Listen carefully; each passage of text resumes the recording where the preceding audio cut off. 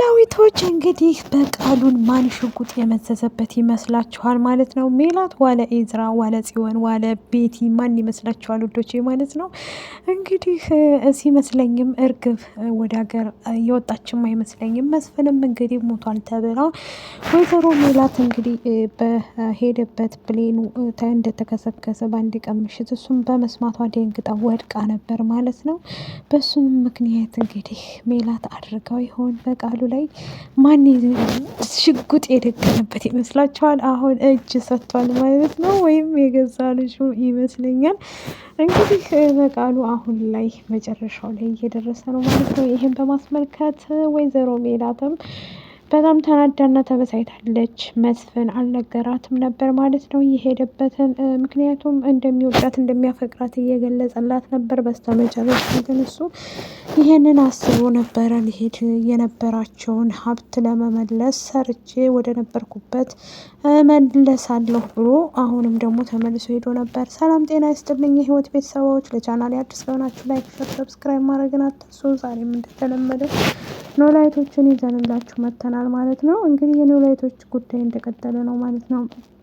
በበቃሉና በወይዘሮ ሜላት ጋር ያለው ነገር እንደቀጠለ ቢሆንም ይህን በማስመልከት እንግዲህ ወይዘሮ ሜላት አሁን ላይ እንዴት እንደዚህ ያደርገኛል ሳይቀርሜ መቅደም አለብኝ እያለች ቤቲንም እንዴት ረዳቸው ቢጠይቋትም ሱቃችሁን መሸጥ ነው፣ ሌላ ነገር ምንም አማራጭ የለኝም ብላ ቤቲ የተረገምሽ አንቺ የተረገምሽ ሰይጣን አንቺ አንዲት እንደውም አንቺ ነሽ ማለት ነው።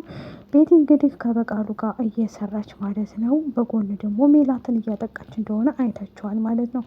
ወይዘሮ ሜላት ከቤቲ ጋር አብራት እንድትሰራ ጠይቃት ነበረ። እሷም ደግሞ እሺ ብላ ከተስማማኝ በኋላ አሁን ደግሞ ዞር ብላ የሰው ልጅ ብር ነው የሚያስፈልገው እና ወደ በቃሉ ተመልሳ ሄዳለች ማለት ነው። እንግዲህ መስፍን እንደሚሄድ ለበቃሉ ለእንትና ብቻ ነበር የተናገረው ለኖላዊ ማለት ነው። ወደ ነበርኩበት መመለስ አለብኝ፣ ወደ አሜሪካ ሄጄ መልሼ ሰርቼ ድርጅታችንን ማስመለስ አለብኝ፣ ቤተሰቤ መበተን የለበትም፣ ሜላት እንደዚህ መናደድ የለባትም ብለው እንግዲህ በአንድ ቀን ለእነሱም ሳትነግራቸው እንዴት ትሄዳለህ በማለት እሱም ተቆጥቶት ነበር። እሱ ደግሞ በፍጹም ልሄድ ይችላል ብሎ በስተመጨረሻ እንግዲህ ተነስቶ መንገዱን ቀጥሎ ነበር ማለት ነው። እንትና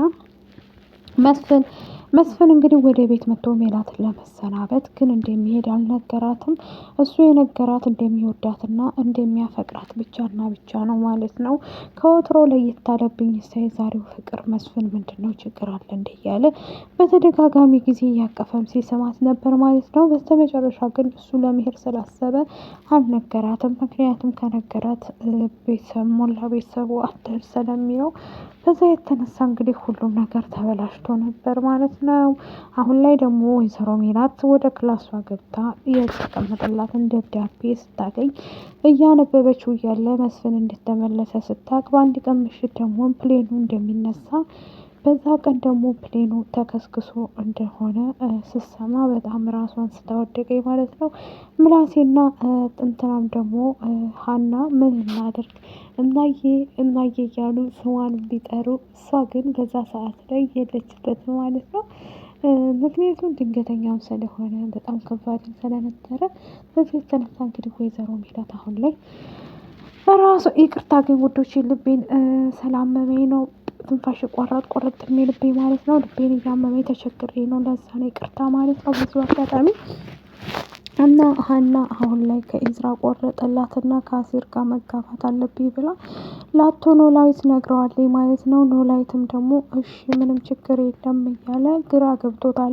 ምክንያቱም ሀናን ተይ ለማለትም ማስቆምም አልቻለ። በጎን በኩል ደግሞ አሲር እንደ ወንድሜ ነው ስትል ኖራ አሁን እንዴት ደግሞ ወደ ፍቅር ቀየረችው እያለ ግራ ገብቶታል። እሱም ደግሞ ለመበቀል ይመስለኛል። ምላሴንም ስነግረው በፍጹም ከአሲር ጋርማ መጋባት የለብሽም፣ ኢዝራን እንዴት የሚያስረሳ ነገር ተገኝቶ ነው በአንዴ ረሳሹ ብሎ እንግዲህ ሲቆጣት ነበር ምላሴም ማለት ነው። እሷም ደግሞ እኔ ከወሰንኩ ነው፣ ማንም አይመለከተውም በእኔ ጉዳይ በማለት እንግዲህ ተነስታለች ማለት ነው። ሀንቹ እንግዲህ ምን ያህል ትወደዋለች ኢዝራን በጣም ፍቅር ውስጥ ገብታ ነበር ማለት ነው። በአሁኑ በእናት በአባታቸው ምክንያት እንግዲህ የሁለታቸው ጉዳይ ምዝርርቅ ብስር ምንድነው የሚባለው ዝብርርቅ ብሎባታል ማለት ነው። በዛ ላይ ቤተሰቦች አሁን ላይ ደግሞ በጣም ከባድ ችግርን ቢፈጠርም ወይዘሮ ሜላትን ሁሉም ነገር እንግዲህ እንትን እያለ ነው ማለት ነው። በስተ መጨረሻ የምናየው ይሆናል ማለት ነው። ብቻ ሜላት እንግዲህ ትቷትም ስለሄደ በፊትም ትቷት ሄዶ ነበር መስፍን አዲሱ አይደለም። በእርግጥ አሁንም ወደዛ ነው የተመለሰው። እንዴት ይሄዳል ብላ ነው የተናደደችው ማለት ነው። በቅርብ ቀን እንግዲህ ሀናና አሴር ተጋብቶ ምናያቸው ይሆናል ማለት ነው። ይህም በማስመልከት እንግዲህ ከባዱ ነገር ደግሞ ብዙ ነገር እንፈተዋለን ብለው ተነስተዋል ማለት ነው። ይሄንን በማስመልከት የወይዘሮ ሜላት ነገር የራቀ ቢሆንም ማለት ነው እንግዲህ ወይዘሮ ሜላት እያንዳንዱ ነገር እያሰበ ትገኛለች ማለት ነው። ይህ በማስመልከት እንግዲህ እያንዳንዱ ነገር ሁሉም ነገር ይስተካከላል ብለን እኛም ቋጥረን ተቀምጠናል ማለት ነው። ሀንዬ እንግዲህ ፈጣሪ ከአሲር ጋር ያጣብሽ ማለት ነው። ከወደዳችሁት ላይክ፣ ሸር፣ ሰብስክራይብ አድርጉ ባይ